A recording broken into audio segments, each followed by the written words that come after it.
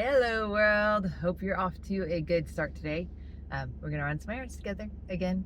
I gotta go get some milk from our dairy that we get milk from. um, and that is such a wonderful blessing that we have one not too far away from us, because actually I know a lot of people drive um, like over an hour to come and get milk here, so I'm thankful that we have one right here where we can get fresh milk from the sweet cows that you get to see out in the pasture. And sometimes they're up there with their babies, and it's so sweet. So the blessing of the farmer's life without actually having to be the farmer, or the dairy farmer. But anyway, so that's what I'm off to, and then I gotta get some other things. Oh, I have to go pick up dry cleaning. Do you guys do dry cleaning? I've not. I think I've only done it a few times when it's been for like a evening dress or something that I needed cleaned that I was scared of. But I know people do it all the time, like for their husband's shirts or whatever. But it felt like a very grown-up thing, which is a silly thing to say at my age. But it felt like a very grown-up thing to go into the place and be like, are you going to be coming in regularly with things? Otherwise, we'll give you a bag, one of our bags to do it. I'm like, yeah, actually I am, because there are a lot of things that I try and clean at home. I've used that Dry-El or Woolite stuff at home to try and do a lot of the cleaning of suits and stuff like that over the years, and it works well. But I can actually do this thing. Like, I can take my stuff somewhere to get dry cleaned, so that's a fun and new experience for me. So let me know in the comments if you guys do dry cleaning or if you try and do it at home like I do. Anyway, there's a lot of reasons for that too. All the solvents and stuff that are used in that are not my favorite things to have around, but I guess there's probably not that much difference from the one that I am using from Dry-El or Woolite or whatever.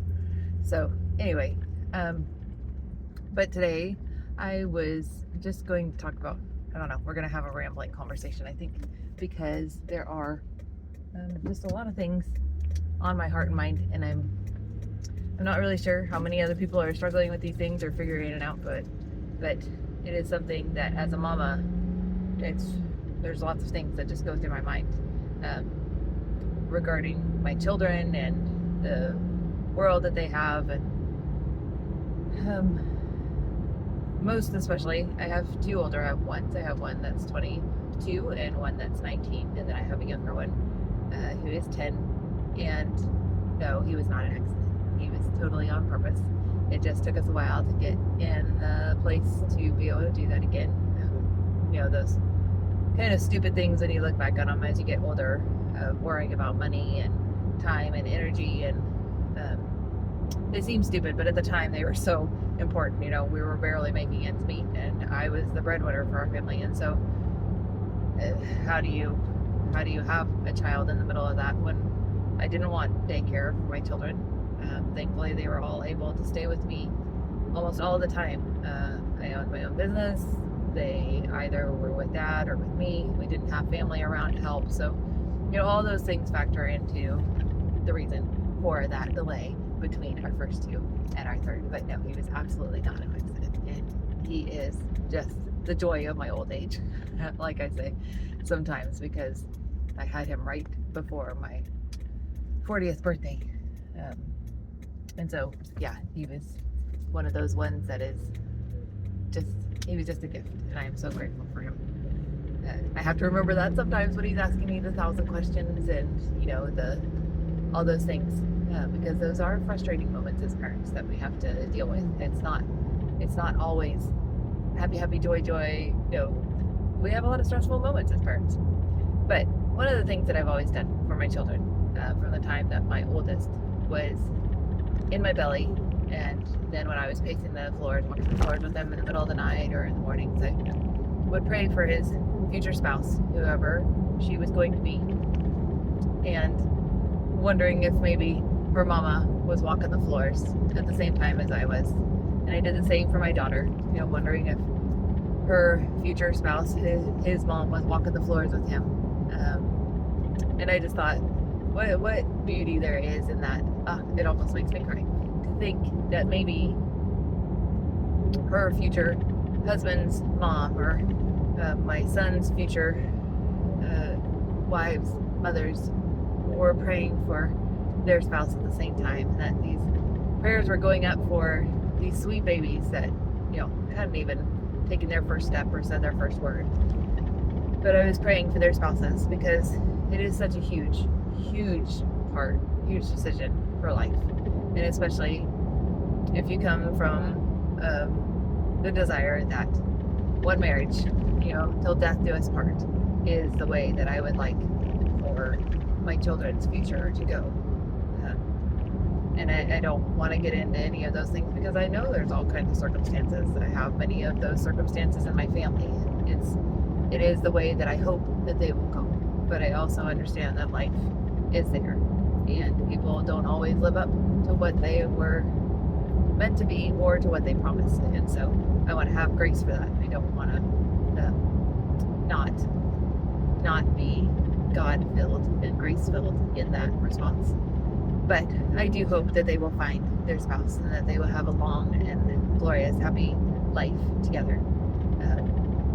But as I've watched my older ones getting older, I never encouraged them to date just for the sake of dating. I don't think there's a lot of value in that. Not that you can't go out with a group of friends and have a lot of fun, and if you want to call that a date because there's some special girl or boy that you like hanging out with and they're there. But I just explained to them from the beginning, like, look for the qualities that you want in your future spouse and don't waste time with the other ones, because all it's going to do is lead to heartbreak for you, because you'll get involved with somebody to the point where it's harder to say goodbye to them. And so, just really be studious, take your time, look for those qualities that are your non-negotiables in your life, and then go forward boldly toward pursuing that person and hopefully being pursued by them for my daughter. But the opportunity as homeschool kiddos isn't always there to have tons of interaction with lots of other kiddos, and I am not upset about that at all. I am so thankful for my children and the home that we were able to give them, that they didn't really have to deal with a lot of peer pressure. They didn't have to deal with a lot of other things that I see their similarly aged friends now have had to deal with for most of their life. Like, they've had to worry about fitting in and all those things, and my children have not had to deal with that. They have been able to find who they are, who they want to be, what is definitive about them, and not based on peer pressure or other people's opinion of them.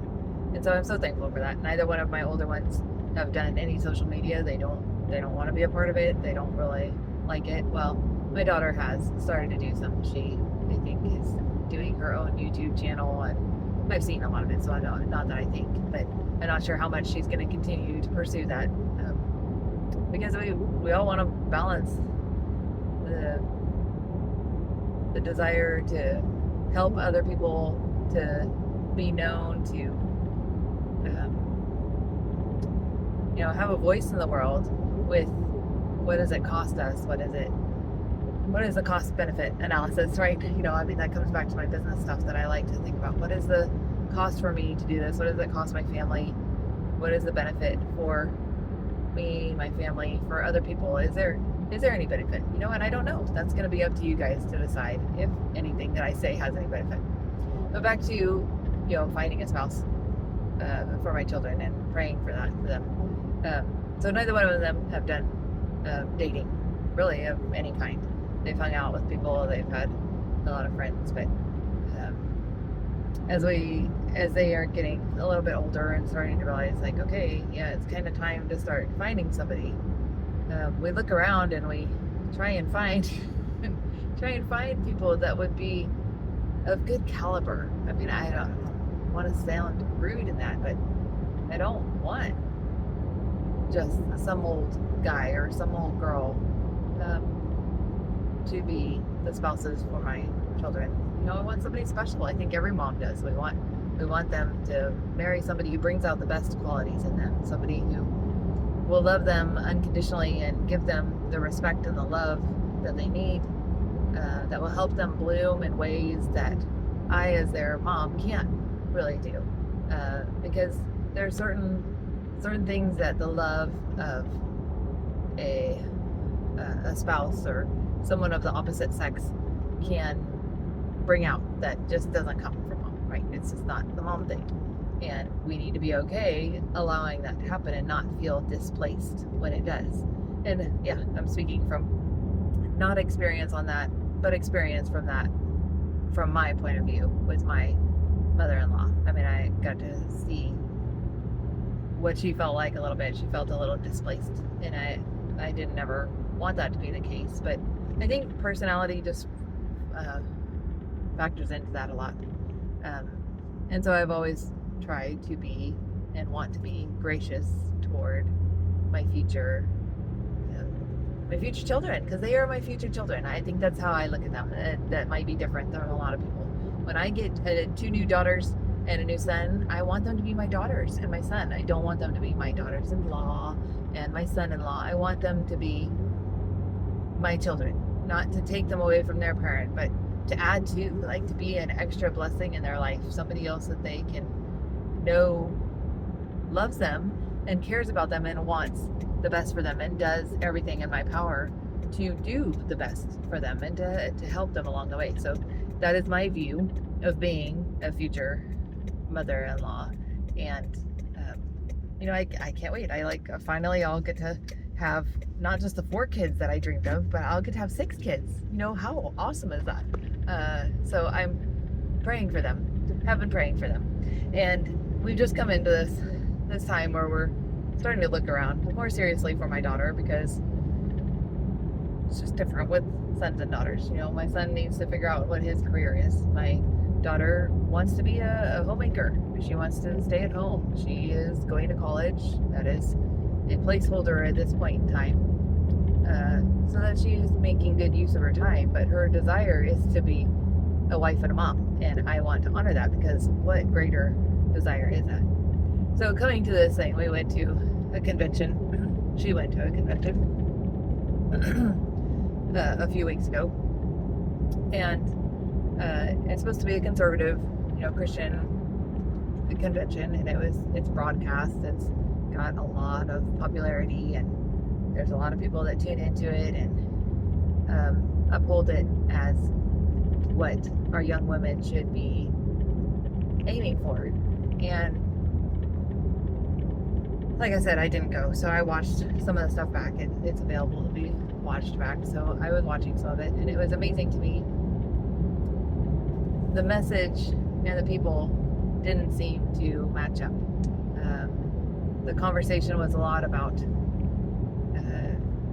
becoming a wife and a homemaker, and staying at home with your children, or making them your priority, and wanting to make that just the focus of your life.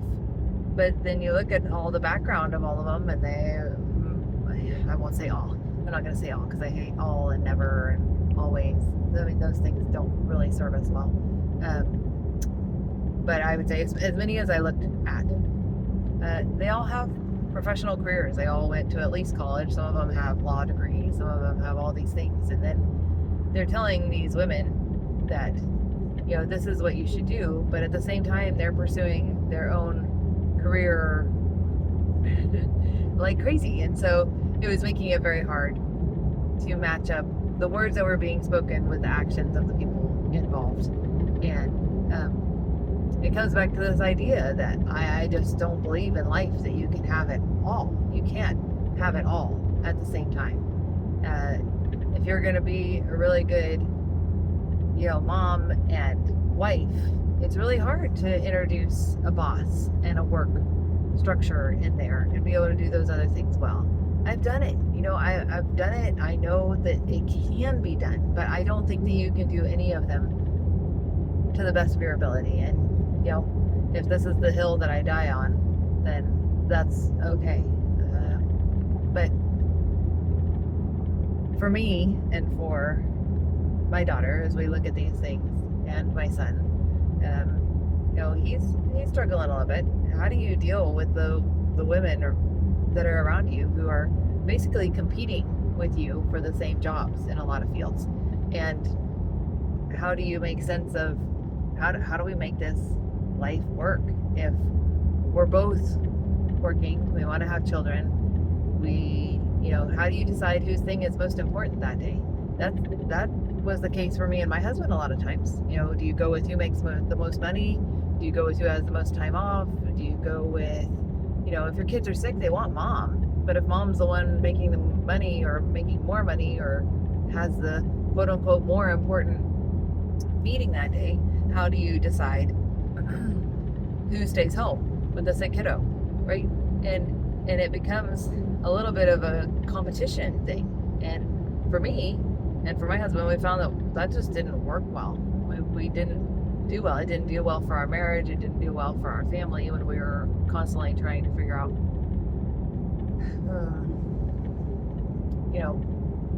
who is more important. I don't like that word, but that is kind of the idea. Like whose goals were more important. And then when you start introducing children into it, it makes it even a little harder because of those factors. Like children want their moms when they're sick. They just do. For the most part. I'm not saying that dads aren't awesome and that they can't be great, but there's traditionally and physically something different about the way a mama cares for her baby and her child than a daddy.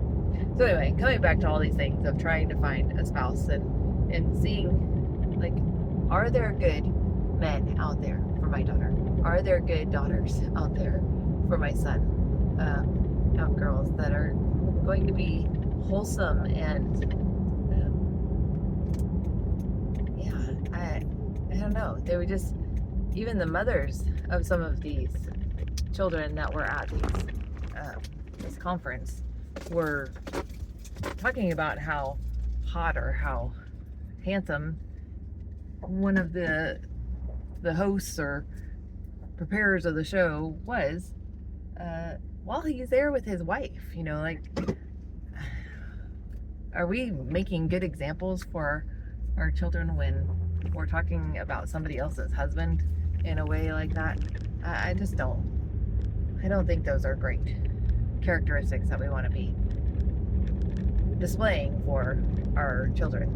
So we were trying to talk about that all and trying to talk about, where do you find these good guys? Where do you find these good guys that these women are standing up on stage telling you, go hunt for the guy. The guys that were up there presenting are saying, go get the guy. But where are the guys? Where are the guys and the girls that are good for my children?